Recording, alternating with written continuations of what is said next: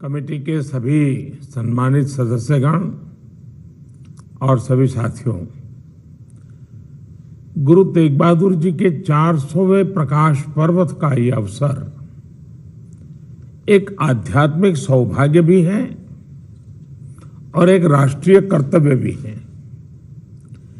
इसमें हम अपना कुछ योगदान दे सके, ये गुरु कृपा हम सब पर हुई है। मुझे खुशी है कि हम सब देश के सभी नागरिकों को साथ लेकर के अपने इन प्रयासों को आगे बढ़ा रहे हैं। अब यहाँ गृह मंत्री जी ने नेशनल इम्प्लीमेंटेशन कमेटी के अध्यक्ष के तौर पर कमेटी के विचारों को हमारे सामने प्रस्तुत किया। जो भी सुझाव आए थे उसको रखा गया था। प्रेजेंटेशन में भी पूरे साल के कार्य योजना के संबंध में एक लचीली रूपरेखा थी, जिसमें काफी सुधार की भी संभावनाएं हैं, नए नए विचारों की भी संभावनाएं हैं। आप सदस्यों की ओर से भी बहुत ही बहुमूल्य सुझाव मिले हैं, बहुत मौलिक सुझाव मिले हैं। और ये बात सही है कि एक अंतर्राष्ट्रीय स्तर पर हमने इस अवसर का लाभ लेते हुए हमारे देश का जो मूल चिंतन है उसको लोगों तक पहुंचाने का ये हमारे लिए बहुत बड़ा अवसर है। वैसे ही समिति में आज यहाँ पर बहुत बड़ी मात्रा में सभी माननीय सदस्य हैं।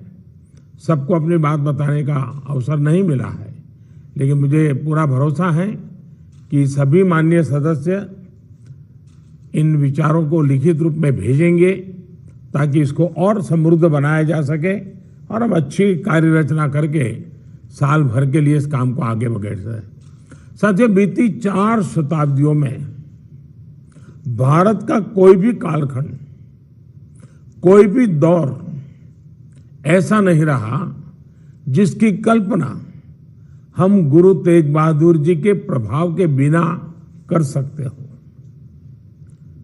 नवम गुरु के तौर पर हम सभी उनसे प्रेरणा पाते हैं। आप सभी उनके जीवन के पड़ावों से परिचित हैं, लेकिन देश की नई पीढ़ी को इनके बारे में जानना, उन्हें समझना भी उतना ही जरूरी है। साथियों, गुरु नानक देव जी से लेकर गुरु तेग बहादुर जी और पूरी गुरु गोविंद सिंह जी तक हमारी सिख गुरु परंपरा अपने आप में एक संपूर्ण जीवन दर्शन रही है। ये सौभाग्य है कि गुरु नानक देव जी का 550वां प्रकाश पर्व, गुरु तेग बहादुर जी की 400वीं जयंती और गुरु गोविंद सिंह जी का 350वां प्रकाश पर्व मनाने का अवसर हमारी सरकार को मिला है। पूरा विश्व अगर जीवन की सार्थकता को समझना चाहे तो हमारे गुरुओं के जीवन को देख बहुत आसानी से समझ सकता है। उनके जीवन में उच्चतम त्याग भी था, तितिक्षा भी थी। उनके जीवन में ज्ञान का प्रकाश भी था, आध्यात्मिक ऊंचाई भी थी। साथियों, गुरु तेग बहादुर जी ने कहा है, सुख दुख दोनों सम करी जाने और मानो अपमान। अर्थात सुख दुख मान अपमान इन सब में एक जैसा रहते हुए हमें अपना जीवन जीना चाहिए। उन्होंने जीवन के उद्देश्य भी बताए हैं, उसका मार्ग भी दिखाया है। उन्होंने हमें राष्ट्र सेवा के साथ ही जीव सेवा का मार्ग दिखाया है। उन्होंने समानता, समरसता और त्याग का मंत्र हमें दिया है। इन्हीं मंत्रों को खुद जीना और जन जन तक पहुंचाना, ये हम सबका कर्तव्य है। साथियों, जैसी यहां चर्चा भी हुई, 400वें प्रकाश पर्व पर सब साल भर पूरे देश में आयोजन होने चाहिए और विश्व में भी हमें अधिकतम लोगों तक पहुंचने का प्रयास करना चाहिए।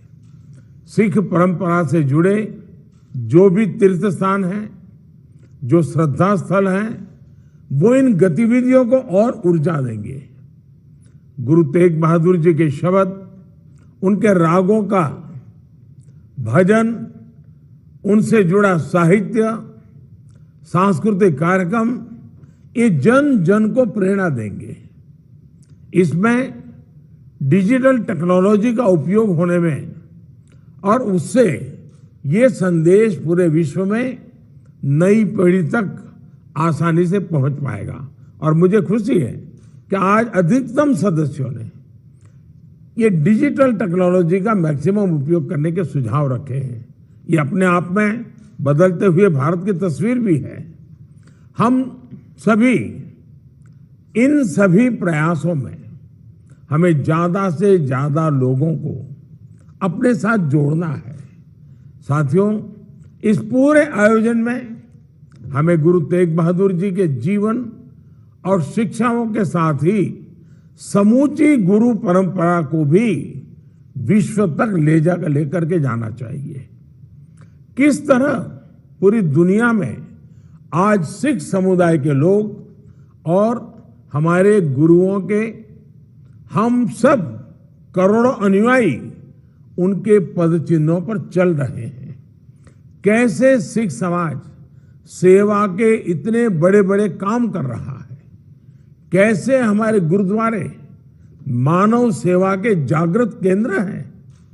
ये संदेश हम अगर पूरे विश्व तक लेकर जाएंगे तो हम मानवता को बहुत बड़ी प्रेरणा दे सकेंगे। मैं चाहूंगा कि इस पर शोध करके इसे डॉक्यूमेंटेड भी किया जाए।